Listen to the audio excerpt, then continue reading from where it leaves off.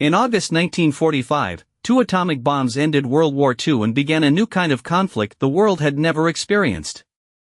Within months of Japan's surrender, the wartime alliance between the United States and the Soviet Union had shattered.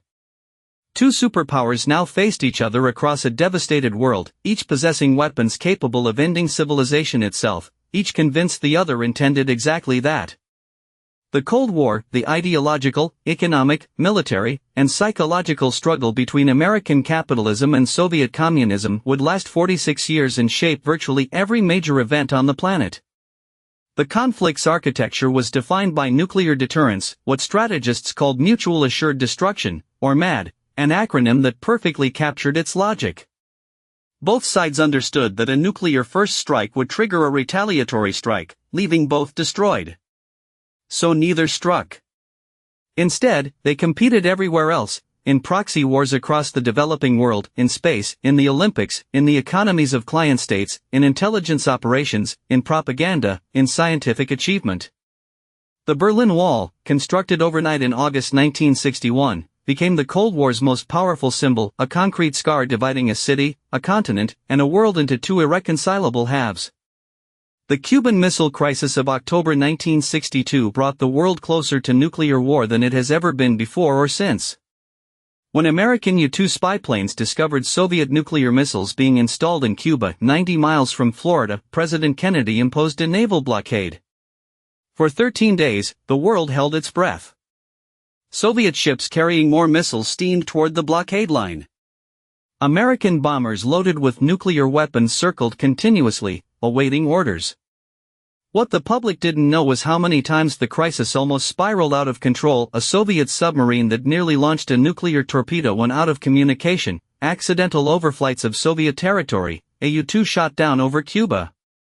The crisis ended through secret diplomacy, with the Soviets withdrawing missiles in exchange for American promises not to invade Cuba. The Cold War was fought most bloodily in proxy conflicts across Asia, Africa, Latin America, and the Middle East. The Korean War killed 36,000 Americans and perhaps 3 million Koreans and Chinese. The Vietnam War killed 58,000 Americans, 250,000 South Vietnamese soldiers, and between 1 and 2 million Vietnamese civilians. Soviet invasions of Hungary in 1956 and Czechoslovakia in 1968 crushed reform movements. American-backed coups overthrew elected governments in Iran, Guatemala, Chile, and elsewhere. These conflicts were described as containment of communism, but for the populations caught in the middle, they were simply wars in which the two superpowers supplied weapons and advisors while avoiding direct confrontation with each other. The space race was the Cold War's most inspiring competition and its most expensive. When the Soviet Union launched Sputnik on October 4, 1957, the first artificial satellite to orbit Earth, American confidence was shattered. A beeping metal sphere the size of a beach ball, circling overhead, proved Soviet technology could reach American skies. The response was a crash program, NASA established in 1958, billions poured into science and engineering education, and eventually President Kennedy's audacious commitment in 1961 to land a man on the moon before the decade's end. On July 20, 1969, Neil Armstrong stepped onto the lunar surface. It was the ultimate Cold War trophy, and arguably the greatest human achievement ever. The Soviet Union's collapse in 1991 ended the Cold War with startling speed and remarkably little violence.